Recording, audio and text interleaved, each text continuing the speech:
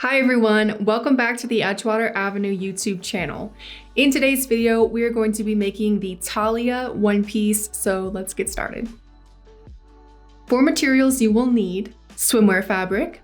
For this, you'll be good with about a yard of swimwear fabric, and this is going to be a reversible style pattern, so if you have two different prints you want to choose from, by all means. You'll need 1/4 inch swimwear elastic, which is available from the Edgewater Avenue shop. You'll need a loop turner, a seam ripper, a cutting tool like a rotary cutter or scissors, and these cord ends are optional, but they give a really nice finished and professional look to straps.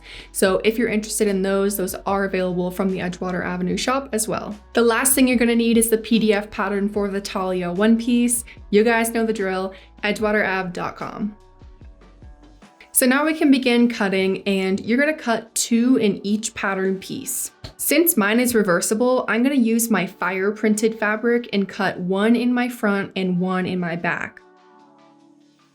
Then I'm gonna use my black fabric and do the exact same thing. One little side note before we move on. Do you cut on the fold or do you assemble the whole pattern and cut it like that? I usually cut on the fold just because I'm working within a small space while I'm filming. But for this style, I actually recommend you assemble the whole pattern and cut it very precisely that way.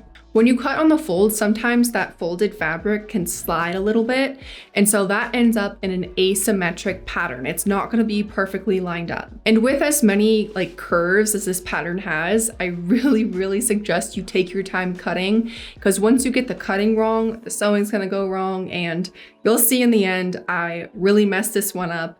It's wearable, but make sure you take your time cutting and be super precise. So regardless of the way you do it, you're going to want to end up with 2 fronts and 2 backs. Also in this black fabric, I'm going to cut 2 straps, and the measurements for those straps are included inside the pattern. Now we have all our pieces and we can move on to construction. So first, match fronts with fronts and backs with backs, right sides together. For the front piece, you'll sew and attach elastic to the following areas. Note that when you sew that neckline area, right at the top section there, you're going to want to leave about a little more than a 1/4 inch open, because this is where we're going to be inserting our straps. And then for the back piece, you're going to sew and attach elastic to these areas. For our 2 straps, you'll want to fold them in half lengthwise, and then sew together the raw edges and attach elastic.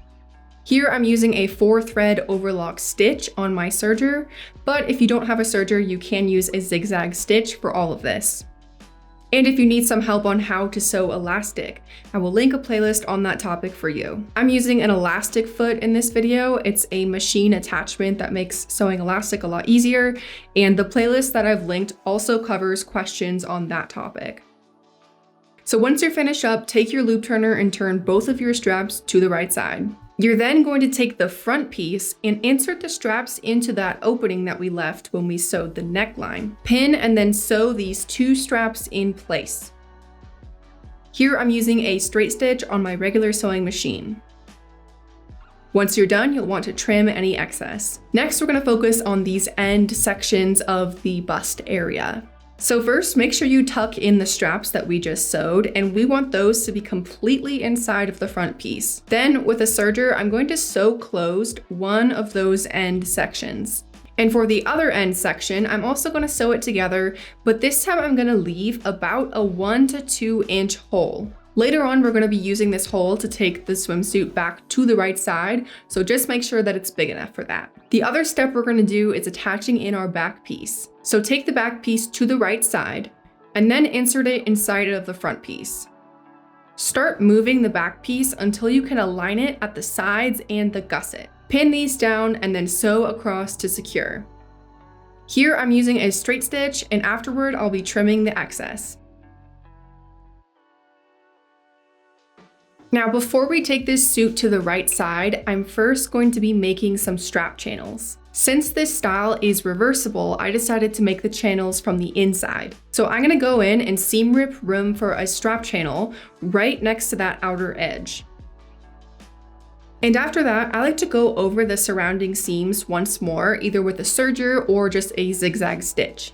And this way I can make sure my original stitching doesn't come apart. So here's what that looks like. It's that gray thread kind of surrounding that area. Do this with both of those end sections of your bust pieces, and then we can move on. So now we need to take this suit all the way to the right side, and we're gonna use that hole that we left earlier to do this. Once that's done, make sure you finish off that hole. You can either use a top stitch, like a straight stitch or a zigzag, or you can use an invisible stitch by hand. Then you're gonna take your loop turner and bring the straps through the strap channel we've made. For this style, you're going to want to thread the opposite strap because it's a crisscross look. And here I like to do a straight stitch right outside of my strap channel.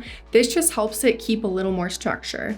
The last step is putting our cord ends at the end of our straps. I do this by putting my cord end on my loop turner, threading the strap through, and then tying a tight knot and trimming the excess.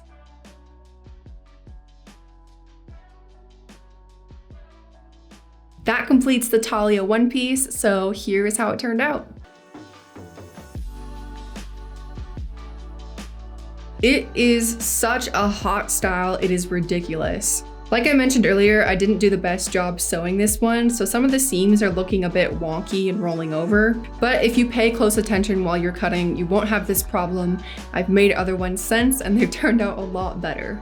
Anyways, thank you for watching this video. Make sure to go purchase the Talia one piece PDF pattern, and I will see you in the next one.